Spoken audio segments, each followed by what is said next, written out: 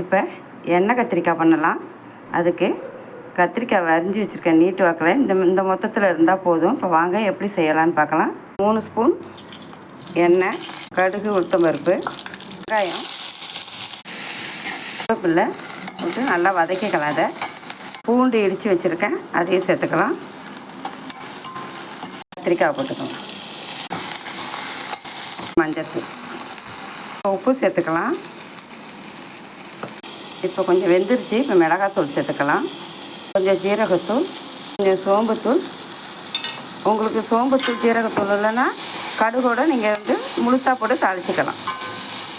தயிர் சாதம், சாம்பார் சாதத்துக்கும் ரொம்ப சூப்பராக இருக்கும். இது ரசத்துக்கும் நல்லாயிருக்கும்.